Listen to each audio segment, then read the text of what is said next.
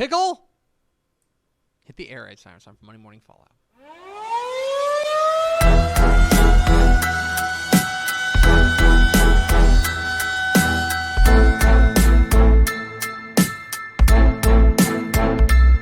Morning Fallout. When we overreact to the football weekend, large week of overreactions to have across the Lone Star State. We'll start with my opening thought. They don't ask how. It was a weird week of games. Yeah, it was. In the Texas high school football playoffs. And yet, I think you would look across the landscape and you would say that it was not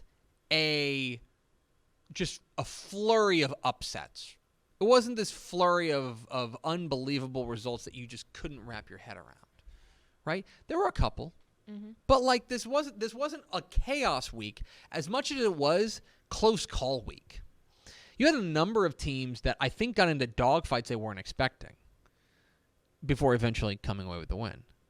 Dripping Springs trailed for almost the entirety of the game on Saturday before they pulled away and beat Converse Judson. Mm-hmm. Right? You had DeSoto, who's in a bit of a tussle with Wiley East for a bit. You had Galena Park North Shore, who I believe was tied going to the fourth quarter with Clear Springs. They were. And also, we don't know the status of quarterback Caleb Bailey, who apparently left with an injury. Mm-hmm. There were a number of those games across the state that the margins were maybe a little wonkier than we thought they would. Columbus against Woodville won 24-7. You're like, that's a little odd. But this is the perfect week to dust off an old phrase, which is survive in advance. Mm-hmm. There ain't no style points here. You're either through to the next round or not. Go ask Katie if they would have loved a hideous win. Yes. Go ask Bernie if they would have loved an ugly as sin victory. Mm-hmm. Go ask China Spring if they would have loved to have some game where they looked like dog doo-doo, but they're practicing on Thanksgiving. Mm-hmm. They don't ask you how. They ask you how many. And having more points than the other is all that matters at this point, especially as we get towards the end. Absolutely. Especially now 2 weeks into the playoffs. Every team you play is good. Every team you play is dangerous. Yeah, there's no more like we talked about it on the show the other day. Like you can basically drop Cinderella at this point. Like these are just good teams. Yeah. Now some of them you can still say, oh, it's like a Cinderella run because no one expected them to be here. But it's not Cinderella as in like they're not fully capable of going to a state championship at this point.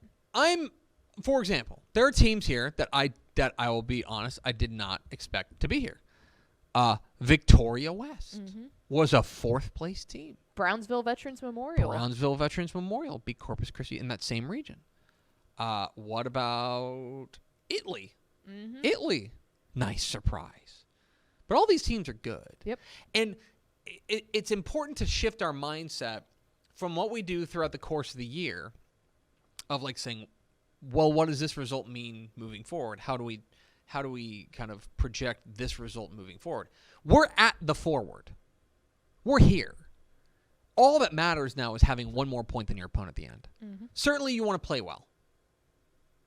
But in the end, right now, the name of the game is to get to the next round.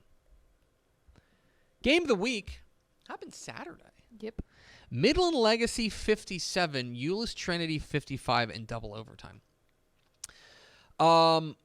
Trinity, I believe, missed a field goal that would have won it at the end of regulation, which sends them to overtime. They trade scores in overtime, and they get the second overtime. Euless Trinity scores, doesn't get the 2-point conversion. Midland Legacy scores, does get the 2-point conversion. This is sweet revenge for Legacy, because a couple of years ago, might have been 2020, they played Trinity, and they coughed up a huge lead. Mm-hmm. And ended up losing. To go to Bedford. I think that was one of the Ollie Gordon years. Might have been. To go to Bedford and get a win like this is really impressive. And it was a wild, wild affair. there in the HEB. As Midland Legacy is through to the next round of the playoffs, they will now draw, by the way, Allen. So you want to talk about, they're going to meet in Abilene. They're going to play Shotwell, 4 o'clock Saturday. You want to talk about another opportunity to stake your claim and to win one for the West Texas. Did you see the video of Coach Hartman and his daughter hugging after the game? Wholesome. That was cool. Very cute. That was really cool. Very good. That's what it's about. It's a great win for Midland Legacy. They go on the road, a long road trip, and get that win, and like a real proof of concept type win for them. Great win. Am I overreacting? Are we gonna have 7 new FBS coaches in 2024? A lot of it depends on the A&M hire, but So hear me out. I'm not suggesting that 7 coaches are getting fired. Okay? Right now, as of right now, we will have 1 new FBS coach, Texas A&M. I think you can identify 3 other coaches, I would say maybe even 4 other coaches who are on the hot seat. Right? I think Dana Dimmel at UTEP's on the hot seat. I think Mike Bloomgren at Rice is on the hot seat. I think Dana Holgerson at Houston's on the hot seat. Yep. I think Dave Aranda at Baylor's on the hot seat. Yes. That's 4. You add that to Texas A&M, that's 5 vacancies. There are also people within the state that are going to be candidates. Jeff Traylor. G.J. Kinney. I wouldn't be surprised if Rhett Lashley gets a job. I don't know if he would. I don't know if Rhett Lashley would necessarily end up anywhere in Texas, but I think nationally he is definitely. Rhett Lashley's going to get phone calls for what he's doing at SMU. And I was going to say, he came from Miami, so he's very locked in all that whole side of the U.S. Right. I mean, and by the way, we also have not talked about Sam Houston. No. Casey Keeler, it hasn't gone awesome for them. They've been better of late, right? But it hasn't gone awesome in their infancy as an FBS program. It's not outside the realm of possibility that we have 7 new coaches next year. Through being hired away, good and bad, like promotions and terminations. Yep. But that's something that I'm keeping my eye on because especially I know you were at the Houston game. They coughed up that one. Feels like a real winnable game. Yep. And now they're not going to go to a bowl. Nope. Baylor has just looked awful. They look like they've bottomed out. They look like one of the worst programs in the nation of anybody in their weight class. Like a Power 5 team. They're one of bad. They do. They look bad. Like think about their wins. Their wins this year, they have 3 of them. They had that wild come-from-behind win over UCF. Yep. Did they beat Houston? What was their other win? No. They beat the Rhode Island school. No, they beat Long Island. They beat Long Island, and their other win was over Cincinnati. Yeah. Who's bad? Cincinnati is garbage. Very bad.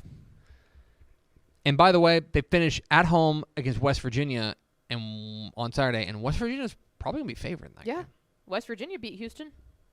Anyway. Keep an eye on No, that's a lie. Houston beat them on the Hail Mary. Keep an eye on the carousel. It's time for the Dudes Rock Dude of the Week, in which we celebrate a dude who rocks with the hashtag Dudes Rock. If you know a dude who rocked, please use the hashtag Dudes Rock, and send them to Ashley_Pickle12 on Twitter. I want Chicks Rock. Chick of the Week. Let's talk about Ingleside wide receiver Jaden Smith, who very quietly set a national receiving record this weekend with his 39th touchdown reception, more than anybody in Texas and more than anybody in the nation. And by the way, he's still got one more game. Ingleside's got a date this week, I believe, with Wimberley. But Jaden Smith, Ingleside wide receiver, the record-setting wide receiver there, is our hashtag Dudes Rock Dude of the Week. Congratulations to Jaden Smith. Hashtag Dudes Rock. Send it to Ashley_Pickle12. Move on. Dudes Rock. Did I mention the Dudes Rock? Let's get to our play of the week. Tepper's play of the week. A lot of good options because it was a lot of wild games across the state and a lot of like crazy individual performances. But I want to go to Tomball and Conroe Oak Ridge who go to overtime. Conroe Oak Ridge scores, kicks for an extra point. Tomball scores as well. And now something you need to know about Tomball, okay? And something you need to know specifically about Tomball's head coach, Dave Handel. Dave Handel don't give a rip. No. Dave Handel is out here coaching on vibes. Dude, he thrives in the playoffs. He is an agent of chaos. He thrives in the playoffs. He's an agent of chaos. And on Friday night, he decided, you know what? Why don't we go for 2 in the win? And it's this week's Play of the Week. Them doing anything else. They're going to try to end this game right now. It's over one way or another after this play. 2-point conversion attempt. Tomball trails by 1 here in overtime, number 1. Janot in motion up top. Tomball going for 2. Noyce. Fosher throws. It is caught! Tomball wins it! Cougars to the regional semifinals!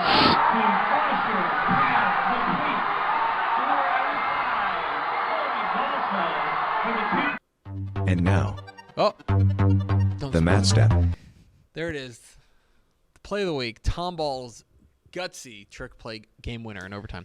That is the literal biggest high ceiling, low floor. You can either storm the field or your name is in vain in that town for a whole season. Your season comes down to a play. Yeah. To a single play. So gutsy. And by the way, it's an odd play call. Very. Because it's a halfback pass, but they run it basically like a pop pass. The guy basically ran an odd version of a wheel route. They ran zone, and then they leaked the tight end out, and the running back just jumped in through it. It's honestly, you see that play a lot more. It would be a lot more it wouldn't look as weird or as strange. Weird has a negative connotation. As strange if they had just run it out of the Wildcat. Yes. Where they snap it directly to the running back, he takes one step forward and then jumps and throws. Because most everybody doesn't want to have 2 different transactions. The Yeah. thought of 2 different transactions to win a playoff game from the 2-yard line. Yeah. That's too many. Yeah, there's a lot going on there, but it worked. And then, by the way, did you see the guy who caught the touchdown pass? What he did with the ball? He punted it He just afterwards. yeeted it into the stands, just punted it, bah! Yeah, great call by Gavin Moritz on That's that perfect on Dave Campbell's Texan Live. Great win, great play. Tomball's trick play game winner is our play of the week. Chase Snyder, one of our broadcasters, tweeted out, "Death taxes Tomball shocking people in the playoffs," and I was like, that is so accurate. And by the way, I believe I picked Tomball. I believe that's correct. I would need to go back and check. I would not categorize that as an upset. I thought it was a coin flippy type game, which obviously it went overtime, so it was a coin flippy type game. But just the way that they do their business, where they put constant pressure on you, they are going to walk a razor's edge, but it paid off there. Quick break for a hot take. Incarnate Word got screwed. So the FCS playoff bracket came out yesterday. Maybe you saw it, maybe you didn't. And there was only one team that we had our eye on for the playoffs. Mm-hmm. And that is Incarnate Word. Incarnate Word is the only team with 2 or fewer losses to be left out of the field. Now, the argument, certainly from the selection committee, is going to be their strength of schedule. They ranked 87th nationally in strength of schedule. Okay? Even with a 21-point win over Houston Christian on Saturday, they were not among the 14 at-large selections. They lost to Nichols. They could have had an auto bid if they had beaten Nichols and won the league, won the Southland. They didn't. But I am pretty shocked. I think this is, and they had quotes from Kent Haslam, who's the selection committee chair, said this is the toughest, by far the most difficult. I thought this was a really baffling decision here. And certainly I'm a homer because I want a Texas team to be in the playoffs. Mm-hmm. And so there's no Texas team in the FCS playoffs. But that's got to be the first time in a while that that's happened. Mm-hmm. Mm-hmm. I mean, it doesn't help that Sam Houston made the league, right? Yeah. But it's the FCS football season's over now, as Incarnate Word, in my opinion, got screwed by the committee. Yeah. That's my take. Not cool. Time for our Huh of the Week. This is getting harder and harder to do because, like, I think there's, like, the games are getting narrower and the teams that are, like, there's fewer surprises. But this one caught my eye. Lexington 48, Odom 7. This was a game that I thought Odom was a favorite, a narrow favorite. I would not categorize it as an upset that Lexington won. Mm-hmm. I think that was within the realm of possibility. But the fact that Lexington completely and totally dominated them is shocking. Yeah. 325 yards and 3 touchdowns passing from quarterback Case Evans. And more importantly, they turned the ball over they forced 4 turnovers. Did Lexington. And they piled it on them. This game was 28-7 at half. It was not close. Lexington went out there and took the fight to them. Again, not an upset that Lexington won, but the fact that Lexington won by 41 points is surprising. That's my Huh of the Week. Now time for the wild stat of the week. This comes to us from our friend Mark Cohen at TCU. So TCU beat Baylor on Saturday. Mm-hmm. In the Blue Bonnet battle. Not acknowledging that. The trophy's so bad. They won, and TCU beat Baylor 42-17. Mm-hmm. Pulled away in the second half, kind of pulled their pants down. In the first quarter, Amani Bailey ran for a 27-yard touchdown to give TCU their first points of the game. That is the 393rd consecutive game that TCU has scored in. Wow. 393rd. It's the second longest streak in NCAA history. It's also the second longest active streak. The longest active streak belongs to Florida, who's got 446. They have not been. Oh, wow. So they're substantially ahead. TCU has not been shut out since November 16th, 1991. Wow.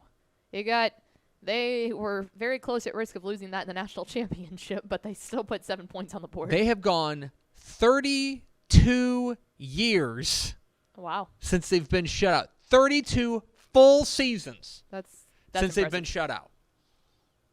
For Florida, by the way, 1988 is the last time they got shut out. Yeah. They've not been shut out in 32 years. That's your wild stat of the week. I thought it was wild. Now it's time to hand out some hardware. It's a very special edition of the Matt Step. He got that dog in him player of the week. And now, the Matt Step. He got that dog in him. Player of the week. All right, y'all. Matt Stepp, Dave Campbell's Texas Football with the crew in the press box. It's Thy Frazier, Stephen Peters, and the guy Mike Roach here watching South Oak Cliff and Melissa at halftime. But it's time for the area round of the playoffs. Matt Stepp, he got that dog in him award winner. And the winner of this week's Matt Stepp, he got that dog in him award winner is none other than Midland Legacy running back Damian Johnson. In today's win over Euless Trinity, Damian Johnson had 349 yards rushing and 4 touchdowns in a 57-55 double overtime win. Congrats, Damian. You, sir, have got that dog in you. This has been the Matt Stepp, he got that dog in him player of the week. There he is. That's an all-timer. The Matt Stepp, he got that dog in him player of the With week. Shout out to thigh Guy in the back. Shout out to Guy Frazier in the background who's just like, what are you doing? What is this nonsense? Good old thigh. It's important, though. Congratulations to Damian Johnson of Midland Legacy. This week's Matt Stepp, he got that dog in him player of the week. You have my attention, Lavernia. So Lavernia takes out Bernie, 42-31. And that was, by the way, Bernie was I went back and looked. Unanimously, all of us had Bernie winning the region. Yes. Lavernia, I think we talked about it. I know I've mentioned on the picks video. The computer loved them. We've talked about it here. Computer was crazy about Lavernia. Mm-hmm. And it was hard to figure. I'm like, that's weird. Like, why? Like, what is the computer seeing that we're not? And I think what the computer was seeing in hindsight now we know, is that they lost those 2 games in the middle of the season, but they were close games to good teams, and everyone else, they smoked them, including some other good teams. And what you saw from Lavernia in this game was outstanding running game and an impressive performance on the offensive line. I thought the offensive line, against a very good Bernie front, ate up. Defense came up with some stops, and they got a win. The other team down in South Texas to mention is Edna. Edna gets the big win over Jourdanton on Thursday night. And again, one of those games, like we were talking about Lexington and Odom, it's not shocking that Edna won. I thought that was a coin flippy game. I picked Jourdanton. Your mileage may vary. But the margin by which they won that game was really wild, really impressive. But Lavernia has my attention, and I got to be honest. They play Davenport this week. Mm-hmm. I think they're the favorite to win Region 4 now. I think you got to consider them the favorite to win Region 4. It's a huge win for them over Bernie. Get excited for Carthage and Pleasant Grove. It's going down Friday afternoon at Pirate Stadium in Longview. It is, in my opinion, the 2 best teams in 4A Division 2 going at it. Apologies to Silsby and Belleville, who also play in a heater this week. But this is, to me, if you want to consider this the state championship game, I think that's okay. I think we're in for a fantastic ball game between Carthage and Pleasant Grove. Talk a lot about it on the picks. Final thought. Friday night lights are great, but football all day is better. Another great part of Thanksgiving week. So nobody had the courage to play Thursday. It's tough. We'll try again next year. Nobody had the courage to play Thursday. But on Friday, Mademoiselle Pickle, we got football all day. We will have football on Dave Campbell's Texan Live from 10 a.m. to about 10:30 p.m. And that's assuming nothing goes into overtime. 10 a.m., Fort Bend Hightower and Sheldon C.E. King kick off at NRG Stadium. Okay? And then we're going to have games up until kicking off at 7:30. So we will have football from 10 a.m. to probably, maybe not 11, 10:30. but 10:30. All day. It is a smorgasbord. That it's fun for me. It's fun. We all love the Friday night, right? Bunch of games going on. You're trying to keep up with all of them. That's a lot of fun.